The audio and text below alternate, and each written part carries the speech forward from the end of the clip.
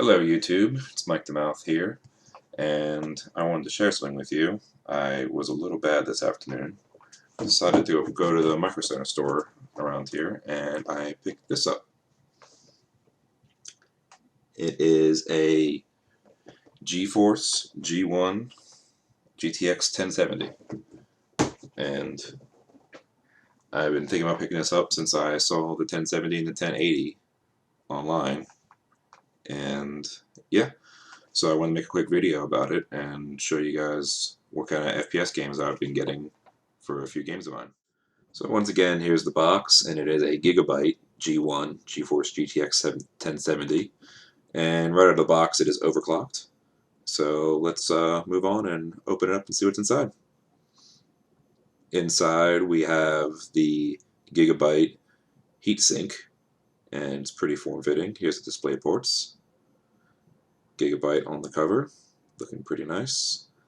Not too heavy, not too bad. Seems like well-built material. And on the back we have a faceplate, which is very good for inserting and keeping something heavy like this stable inside your motherboard. So let's hook it up and see how she runs.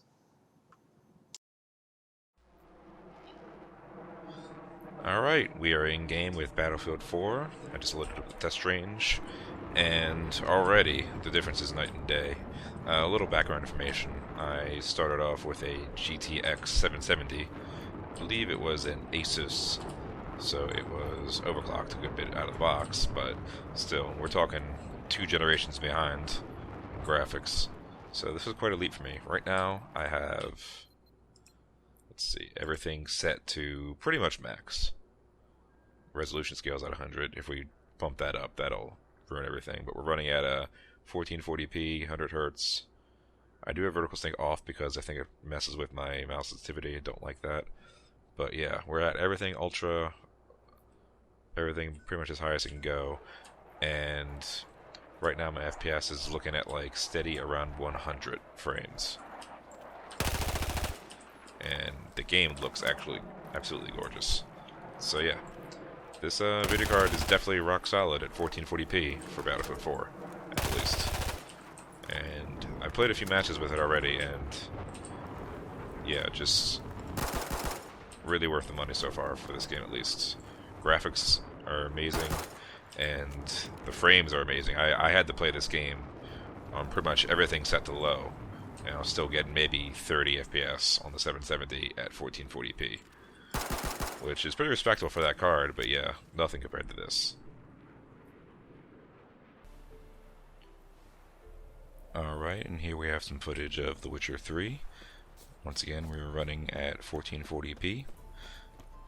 And looks like we're hitting about 60 frames.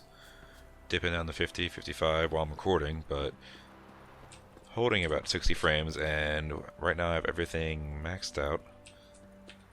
Let's take a look. Video is, we get maximum frames unlimited, 1440p, borderless window. I turned the hairworks off because that is a huge zap. I lost like 10 FPS putting that on. I turned the background characters medium, everything else we have set to ultra. And we go to post-processing, everything's on, sharpening high, ambient occlusion is high. All the fancy stuff, light shafts. I turn motion blur off because I do not like motion blur in most games. And yeah, looks like we're running at about 60 FPS. Very nice. Running on the GTX 770, I was getting maybe 20, 30 frames on medium to low settings at 1440p. So this is a welcome change as well. Looks like we're on par with Battlefield 4 settings for this video card.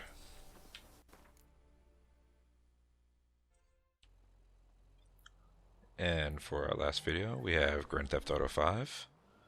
Once again, running at 1440p. And we are at a rock solid 60 frames right here. Let's go quickly into the settings.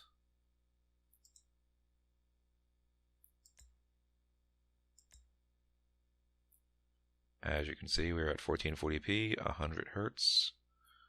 Everything on pretty high. One thing that is getting a little choppy is my recording software. Fortunately, it is slowing down the game, but I guarantee you, without the recording software on, there is no chop.